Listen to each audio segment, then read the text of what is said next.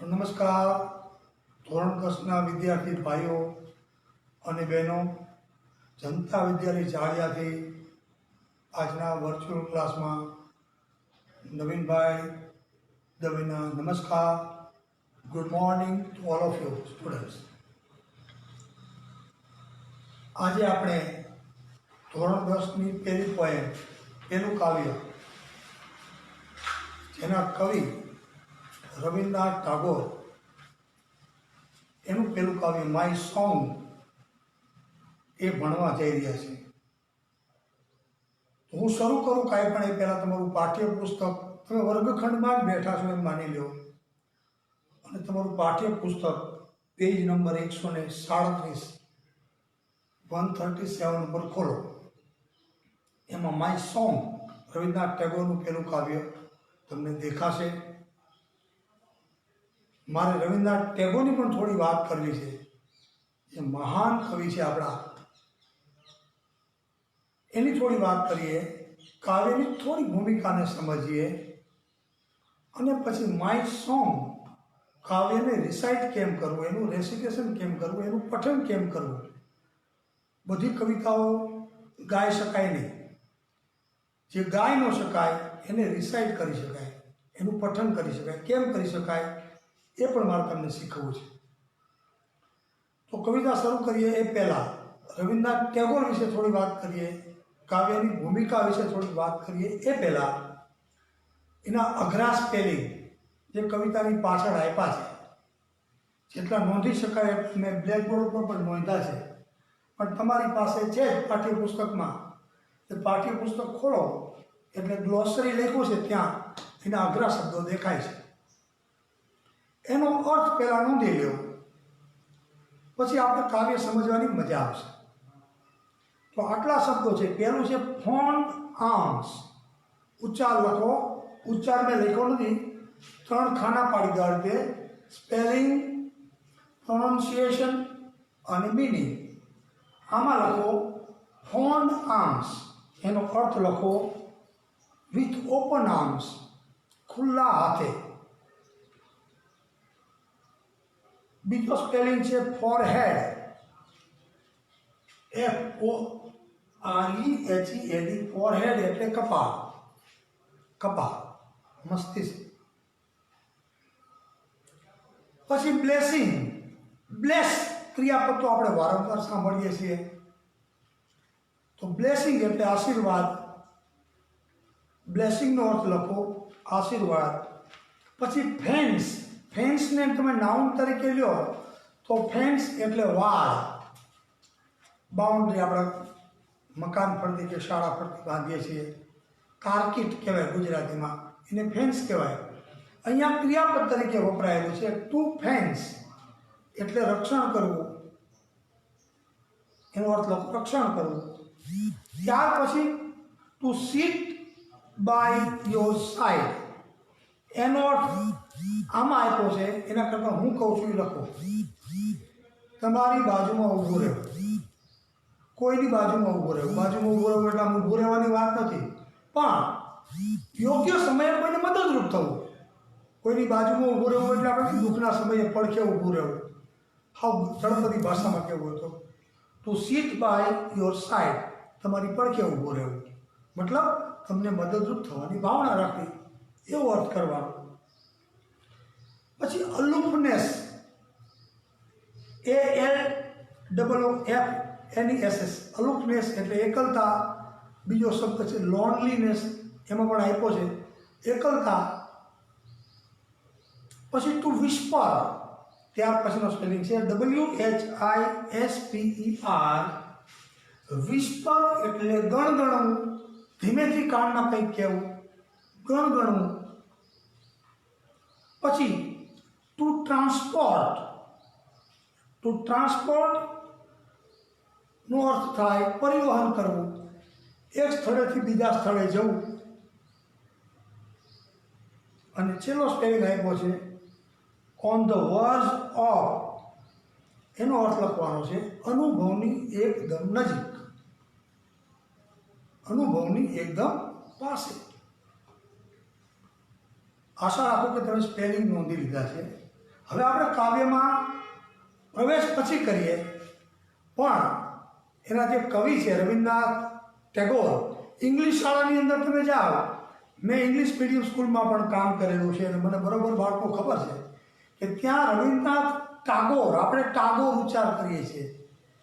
આપણી સૌરાષ્ટ્રની શાળાઓમાં ખાસ કરીને જ્યારે જ્યારે બોલવાનું થાય ત્યારે હું પણ રવિન્દ્રનાથ ટાગોર, પણ એકચ્યુઅલી ઇંગ્લિશ મીડિયમ શાળાઓમાં જ્યારે ટેગોરની કવિતા ભણાય ત્યારે રવિન્દ્રનાથ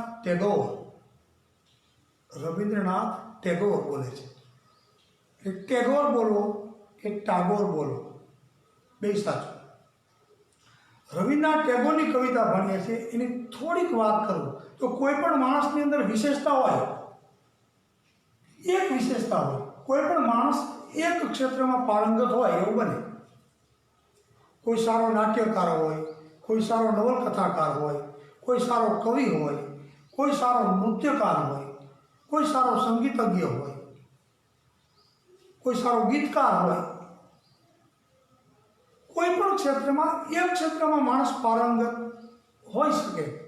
એ person may be special in a specific field, અને એ નામેથી ઓળખાતો હોય કે આ મહાન કવિ છે, કે આ મહાન નૃત્યાંગના છે, કે આ મહાન નવલકથાકાર છે.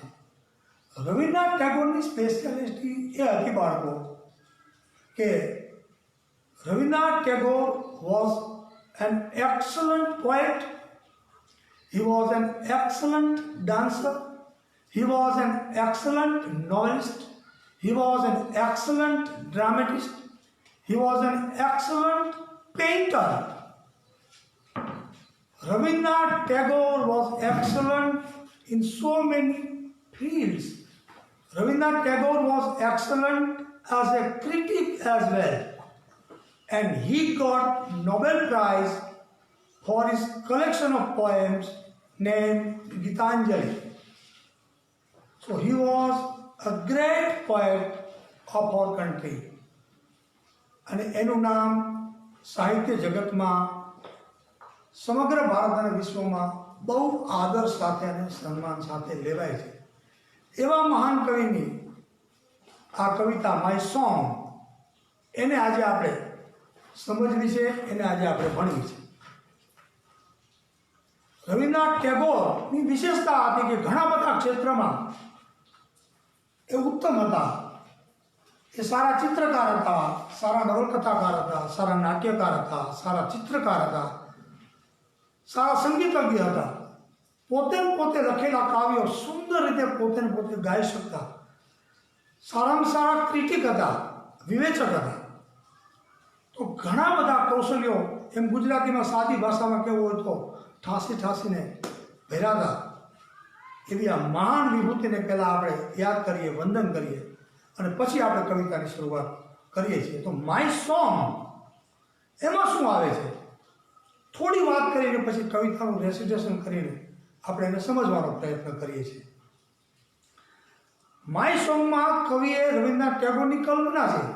એક મા બાપ, આઈધર સી ઓર હી, કાં પિતા છે કે માતા છે, પોતાના બાળકને સંબોધીને કહે છે કે મારું આ ગીત, મારા દ્વારા લખાયેલું આ ગીત, એ તને જીવનના કયા કયા ક્ષેત્રમાં, જીવનની કેવી કેવી પરિસ્થિતિઓમાં મારું આ ગીત તને ઉપયોગી થશે. જીવનની કોઈ દુઃખની પડે, જીવનની કોઈ એવી વિમાસણ પરિસ્થિતિમાં તું મુકાઈ જઈશ, તું એકલતા અનુભવીશ, એવા સમયે મારું આ ગીત તારા માટે આશ્વાસન બનશે, તને સધિયારો આપશે, તને અંધકાર તરફથી પ્રકાશ તરફ લઈ જવાની આ ગીતમાં તાકાત છે. એવું આ મારું ગીત છે. તો આપણને પ્રશ્ન થાય બાળકો, મને પણ થાય ને તમને પણ થવો જોઈએ કે કોઈ પણ હિન્દી, ગુજરાતી, સંસ્કૃત, કોઈ પણ ભાષામાં લખાયેલું ગીત છે, પદ્યમાં કોઈ પદ્ય છે, એમાં એવી તાકાત હોઈ શકે ખરી કે એ આવું કરી શકે, માણસને આશ્વાસન આપી શકે, માણસ માટે સધિયારો બની શકે, માણસને રડાવી શકે, માણસને હસાવી શકે, માણસને દિગ્મૂઢ કરી શકે, એવી કોઈ ગીતમાં તાકાત હોઈ શકે ખરી? હું કહું છું હા. શરત એટલી કે કોઈ પણ ભાષાનું ગીત એમાં તમારે ખોવાવું જોઈએ, તમારું ઇન્વોલ્વમેન્ટ હોવું જોઈએ. You have to get lost in the poem itself. કવિતા સાંભળતા હોય, કોઈ ગીત સાંભળતા હોય ત્યારે માત્ર તમારા કાનને હૃદય સાથે જો તમે એની સાથે જોડાયેલા હોવ તો ગીતમાં એવી તાકાત છે કે it can transport you to the another world which is purely unknown to you. તમે ન જોયું એવી દુનિયામાં તમને પ્રવેશ કરાવવાની ગીતમાં તાકાત હોય છે. એટલે હું તો કહું છું શ્યોરલી કે ગીતમાં આવી તાકાત છે. હું તમને એક નાના ઉદાહરણથી સમજાવીને પછી કવિતા શરૂ કરું છું. તમે ઓલું ગીત સાંભળ્યું છે, બાળકો ઘણી વખત સાંભળ્યું હશે. અમે નાના હતા ત્યારે સાંભળતા, ગુજરાતી સિનેમાનું ગીત હતું, દીકરી તો પારકી થાપણ કહેવાય. લતા દીદીએ ગાયેલું ગીત કે દીકરી તો પારકી થાપણ કહેવાય, બેના રે સાસરીએ જાતા જોજો પાપણ ના ભીંજાય, દીકરી તો પારકી થાપણ કહેવાય. આ ગીત વાગતું હોય અને કોઈ કન્યાનો પ્રસંગ હોય વિદાયનો, તો હું નથી માનતો કે પ્રેક્ષકમાં બેઠેલો ભણેલો કે અભણ, ભાઈ કે બેન, બાળક કે બુજુર્ગ, કોઈની આંખ ભીની ન થાય, ચોધારાશુએ રડી પડે. જો ગીતના શબ્દોમાં તમે ધ્યાન આપો, હૃદય પરોવો, તમારું ઇન્વોલ્વમેન્ટ હોય, એ ગીત તમને રડાવી જાય. મૃત્યુ પ્રસંગે વાગતું આપણા મહાન ગાયક જગદીશસિંહે ગાયેલું બીજું ગીત તમને ઉદાહરણ તરીકે એક જ લીટી ગાઈને કહું છું. અનેક વખત મેં એ ગીત સાંભળીને અનેક લોકોને રડતા જોયા છે, ચોધાર આંસુએ રડતા જોયા છે. કયું ગીત બાળકો તમે પણ સાંભળેલું છે કદાચ આ ગીત, કે ગીતમાં કેવી તાકાત હોય છે કે ગીત સાંભળીને બેઠેલો માણસ જો ગીતમાં ખોવાય, એના શબ્દો ઉપર ધ્યાન આપે, હૃદયથી જોડાય, તો ગીત બહુ માણસ ઉપર ને હૃદય ઉપર મોટી અસર કરે છે. એમને આંખમાં આંસુ નથી આવતા બાળકો, પણ તમે એમને ઉપર ચલું સાંભળી લો આ ગીત. નથી કોઈ સંદેશ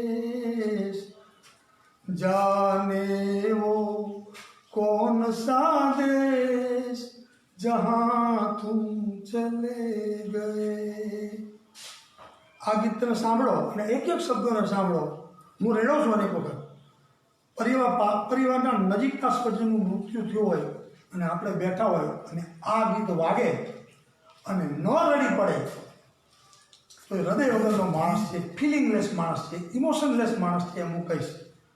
તો ગીતમાં આવી તાકાત છે. એવા ઘણા બધા ગીતો છે.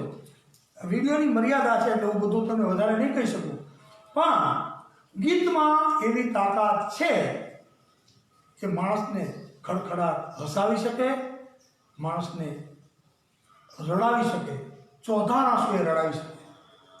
પણ શરત એટલી કે માણસ એક ગીતની અંદર ઇન્વોલ્વ થાય, હૃદયથી એક ગીત સાંભળવામાં જોડાય, એના શબ્દો ઉપર ધ્યાન આપે. તો અહીંયા કવિ એક વાલી પાસે, એક માતા કે પિતા પાસે બોલાવે છે, જે પોતાના બાળકને સંબોધીને કહે છે કે મારું આ ગીત એને તું યાદ રાખજે. જીવનના કયા કયા તબક્કે તને મારું ગીત કઈ કઈ રીતે ઉપયોગી થશે એની કવિ વાત કરે છે. હવે આપણે કવિતાને વિધિવત શરૂ કરીએ છીએ. બાળકો ચોપડી ખોલી રાખો, ધ્યાન રાખો, ચોપડીના એક એક શબ્દો ઉપર ધ્યાન આપો.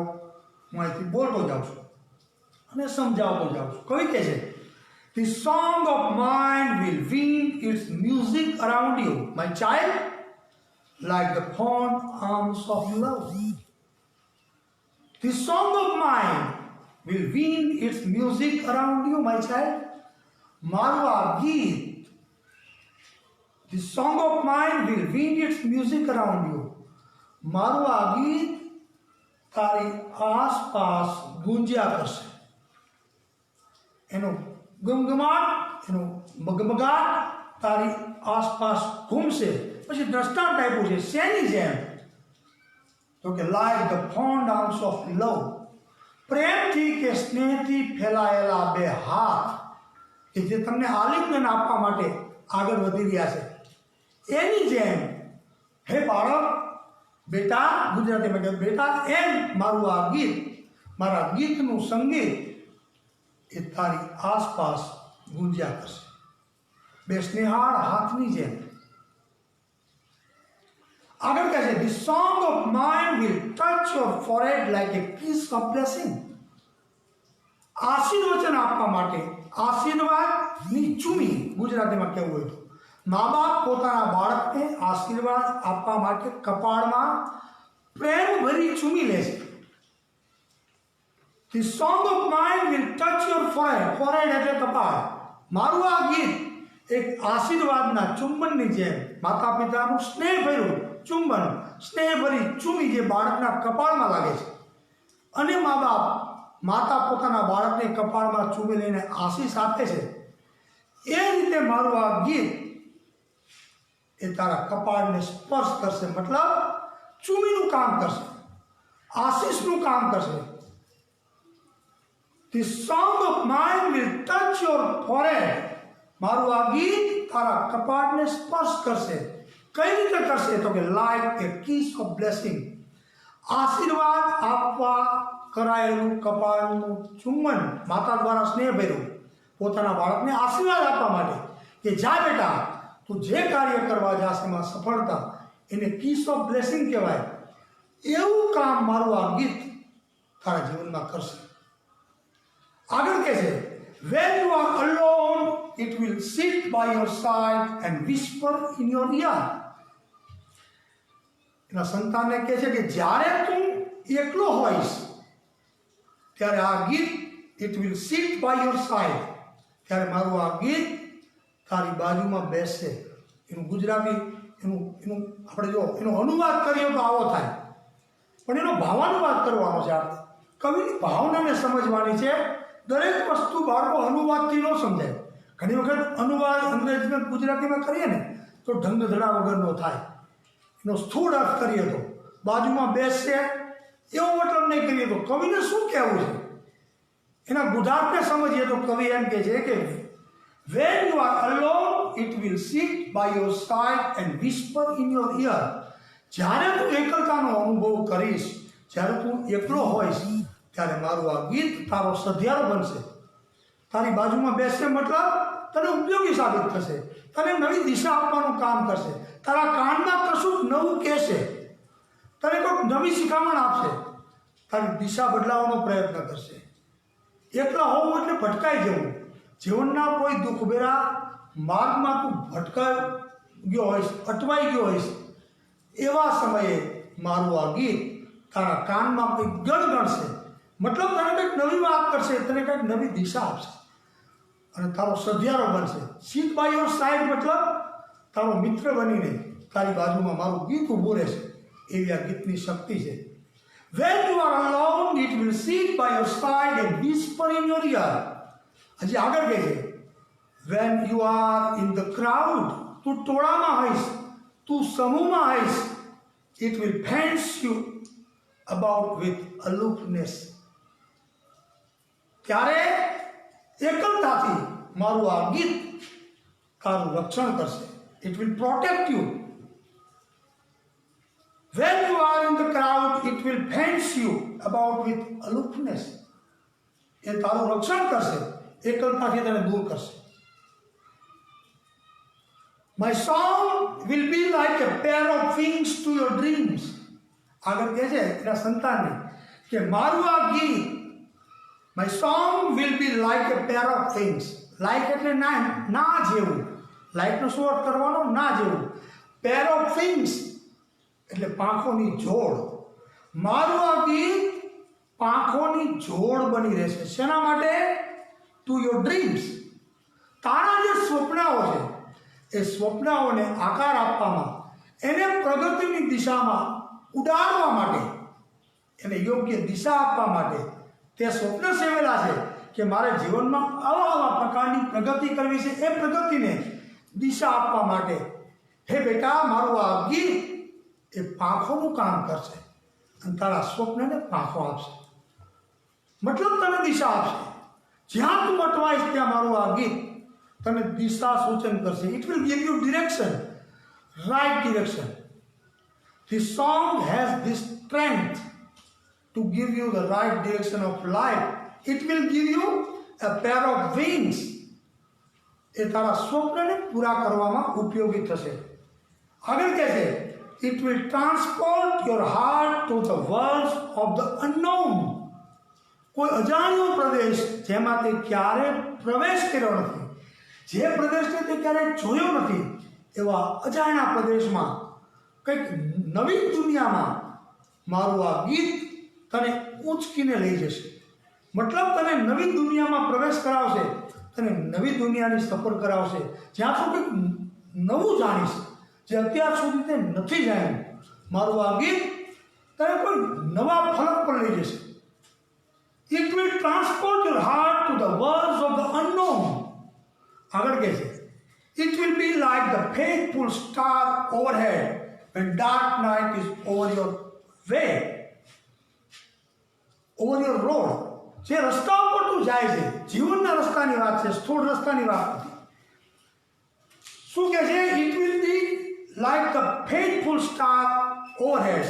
આપણા માથા પર ચમકતો વફાદાર તારલાની જેમ તારા રસ્તા ઉપર જ્યારે અંધકાર છવાશે ત્યારે મારું આ ગીત એ પ્રકાશ ફેલાવશે, તને રસ્તો ચીંધશે. It will be like the faithful star overhead when dark night is over your road.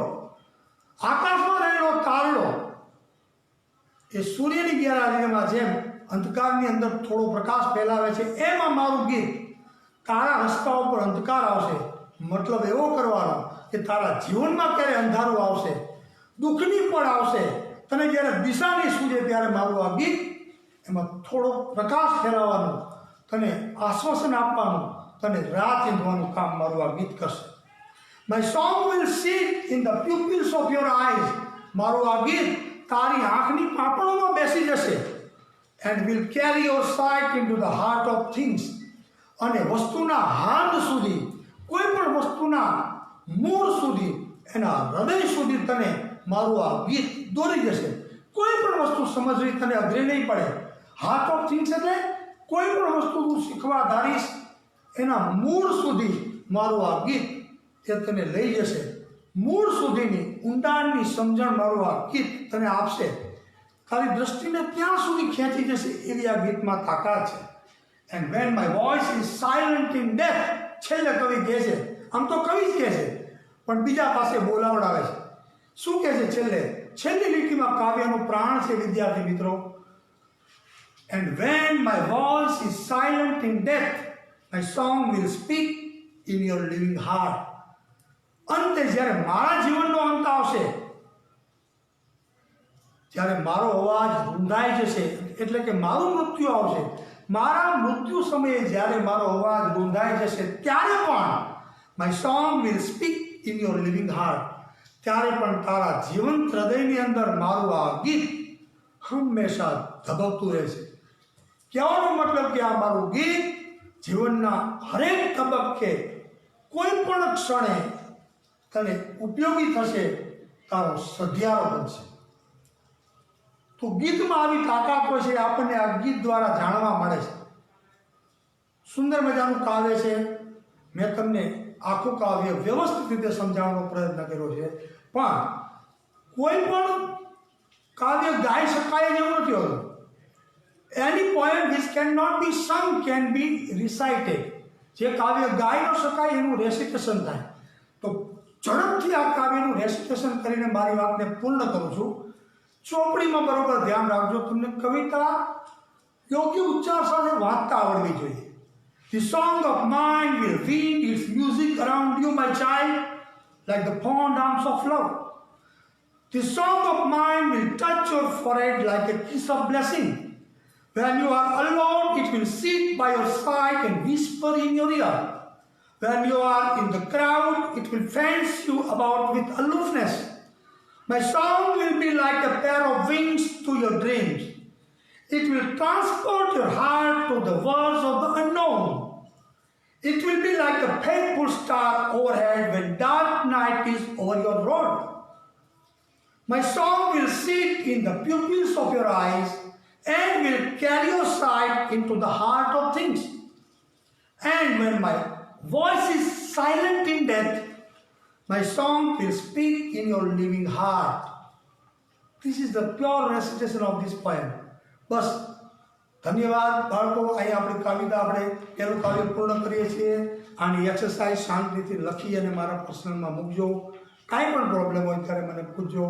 અસ્તુ. નવીનભાઈને નમસ્કાર.